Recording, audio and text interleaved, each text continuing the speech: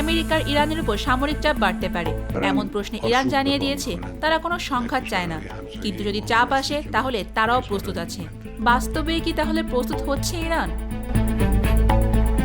ইরানের প্রতিটা এয়ারবেসে দেখা গিয়েছে শত শত যুদ্ধবিমান, যেগুলোর নাম F-14 টমক্যাট, MiG-29, Su-24 এবং কাউসার। F-14 টমক্যাট খুবই বিখ্যাত, কারণ পৃথিবীর খুব কম দেশ এখনও এই বিমান চালু রেখেছে। এই বিমান ঘন্টায় প্রায় 2300 কিলোমিটার গতিতে উঠতে পারে।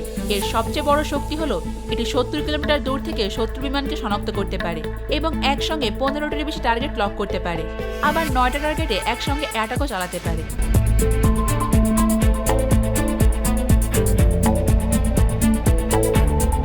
MiG-29 রাশিয়ার তৈরি। এটাকে বলা হয় ডগ ফাইটের রাজা, কারণ এই যুদ্ধবিমান সামনাসামনি যুদ্ধ করতে একেবারে ওস্তাদ।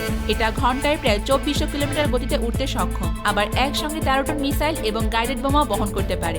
আর কাউসার হলো ইরানের নিজের তৈরি যুদ্ধবিমান। গতি তুলনামূলক কম হলেও এটি সব থেকে কম জায়গায় ঘুরে দাঁড়ানো এবং পাল্টা অ্যাটাক দেওয়ার জন্য বিখ্যাত। সমুদ্রে মোতায়েন করা হয়েছে উন্নত সব সাবমেরিন। এই সাবমেরিনগুলোর মধ্যে আছে গাধীর ক্লাস এবং ফাতেহ ক্লাস। গাধীর ক্লাস সাবমেরিন আকারে ছোট, কিন্তু খুব নীরবে চলতে পারে। এগুলো বড় বড় সাবমেরিন এবং যুদ্ধজাহাজ শিকার করার জন্য বানানো হয়েছে।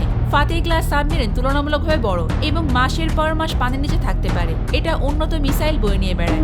পারস্য উপসাগর, যেখানে আমেরিকান নৌবাহিনী টহল দেয়, সেখানেই এইসব সাবমেরিন মোতায়েনের রেকর্ড আছে ইরানের। তাছাড়াও ইরানের শত শত যুদ্ধ ট্যাঙ্ক মাঠে নামানো হয়েছে।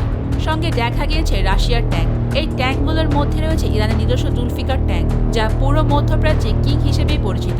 কারণ এই ট্যাঙ্ক এতটাই উন্নত যে বিভিন্ন প্রতিবেদনে এটাকে আমেরিকা বা ইউরোপের যে কোনো যুদ্ধ ট্যাঙ্কের থেকেও উন্নত বলা হয়েছে। এর পাশাপাশি মাঠে দেখা গিয়েছে T-72 ট্যাঙ্ক, যেগুলো রাশিয়ার প্রযুক্তিতে তৈরি। এগুলো 13 কিলোমিটার দূরের টার্গেট নির্ভুলভাবে হিট করতে পারে। প্রতি ঘন্টায় এর গতি 70 কিলোমিটার। জানলে আরও অবাক হবেন, এটা বিশ্বের প্রথম কোনো যুদ্ধ ট্যাঙ্ক যা যুদ্ধ বিমানকেও টার্গেট করতে পারে।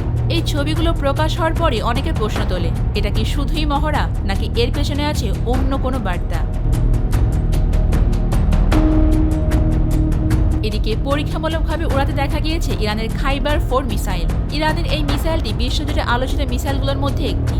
এর গতি প্রতি ঘন্টায় প্রায় 12,000 কিলোমিটারেরও বেশি। এটি একটানা 3000 কিলোমিটার উড়ে গিয়ে টার্গেট হিট করতে পারে। পরীক্ষামূলক উড্ডয়নের ভিডিও প্রকাশ হওয়ার পরই আন্তর্জাতিক সংবাদ মাধ্যমে আলোচনা শুরু হয়ে যায়। এর পাশাপাশি ইরান সামনে এনেছে এয়ার ডিফেন্স সিস্টেম। এর মধ্যে সবচেয়ে আলোচিত নাম বাবার 373। এটা ইরানের নিজস্ব তৈরি। এটি 300 কিলোমিটারের মধ্যে থাকা যে কোনো যুদ্ধবিমান, এমনকি খেলনা ড্রোনগুলো ট্র্যাক করতে পারে। এটা বিখ্যাত হওয়ার পেছনের মূল কারণ হলো এগুলো শত্রুকে না ধরা পর্যন্ত ধাও করতে থাকে। তাছাড়াও ইরানের কাছে আছে AH-1J কোবরা হেলিকপ্টার। এগুলো ছোট হলেও ভারী মিসাইল বহন করা এটা যে কোনো বড় সামরিক হেলিকপ্টারকেও পেছনে ফেলে দেয়। তাছাড়া এটাকে বানানো হয়েছে মূলত শত্রু হেলিকপ্টার এবং যুদ্ধ ট্যাঙ্ক শিকার করার জন্য। পাশাপাশি ইরান দেখিয়েছে শহীদ 129 আর মহাজির 6 ড্রোন।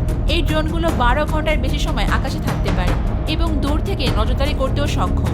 এর আগেও এই ড্রোনগুলো বিভিন্ন মিশনে সফলভাবে নজরদারি চালিয়েছে।